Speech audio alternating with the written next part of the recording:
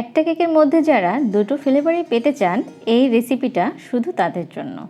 আসসালামু আলাইকুম, welcome to রিতালি cooking. আজকে আমি আপনাদের সাথে একটা কেকের রেসিপি শেয়ার করব, যেটার নাম হচ্ছে জেব্রা বা মার্বেল কেক।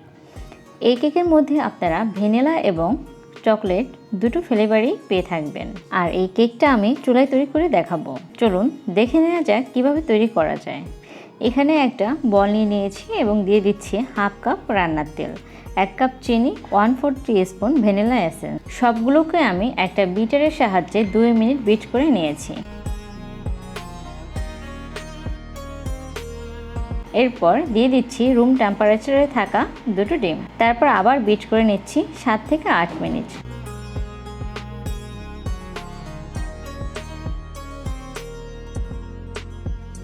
এরপর আমি একটি চালনি নিয়েছি শুকনো উপকরণগুলো চেলে নেওয়ার জন্য।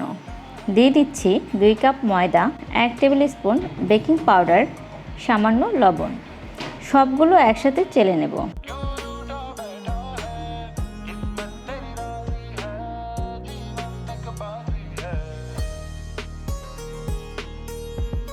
এরপর একটা হ্যান্ড হুইস্কের সাহায্যে আলতোভাবে মিক্স করে নেব।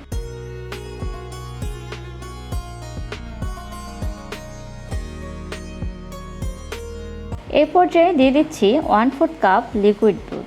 আবারও ভালো করে মিক্স করে নেব। মিক্স করা হয়ে গেলে জাস্ট এরকম একটা ব্যাটার তৈরি হবে, যেটা খুব বেশি পাতলা বা খুব বেশি ঘন হবে না।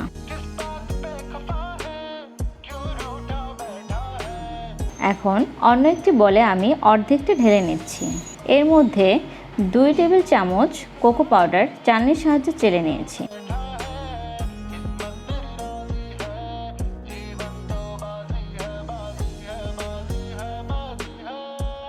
তারপর আবার হ্যান্ড হুইস্কের সাহায্যে আলতো হাতে ভালো করে মিক্স করে নেব।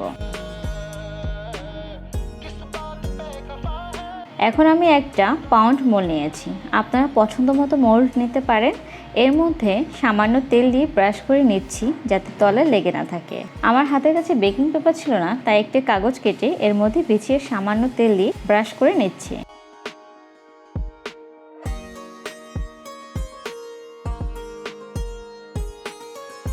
ব্রাশ করা হয়ে গেলে এখন আমি মোল্ডের মধ্যে প্রথমে ভ্যানিলা ব্যাটার 1 কাপ এবং চকলেট ব্যাটার 1 কাপ করে দিয়ে দিচ্ছি। আপনারা যে কোনো পরিমাপ বা যে কোনো চামচের সাহায্যে এটা করতে পারেন। এভাবেই আমি একটার পরে একটা লেয়ার করে দিয়ে দিচ্ছি। কোনো রকম হাত দিয়ে ছড়ানোর দরকার নেই। ব্যাটার এমনি এমনি পুরো মোল্ডে ছড়িয়ে যাবে।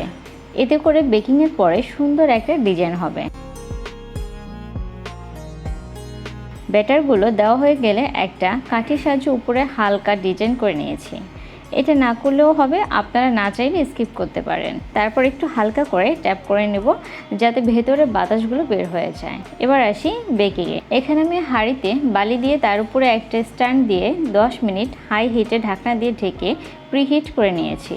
এরপর খুব সাবধানে কেকের মোল্ডটা বসিয়ে ঢাকনা দিয়ে ঢেকে চুলার আঁচটা লো হিটে রেখে 50 মিনিট বেক করে নিয়েছি। যদি কাঠের সাথে ব্যাটার লেগে থাকে তাহলে আরও কিছু সময় বেক করে নিতে হবে। আমারটায় কাঠের সাথে কিছুই লেগে নাই, একদম পরিষ্কার আছে, তার মানে বেকিং হয়ে গেছে।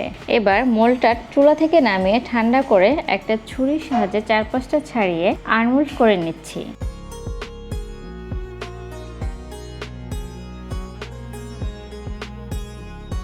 আমি কেকটাকে পিস পিস করে কেটে নিচ্ছি। দেখতেই পাচ্ছেন কতটা সুন্দর হয়েছে।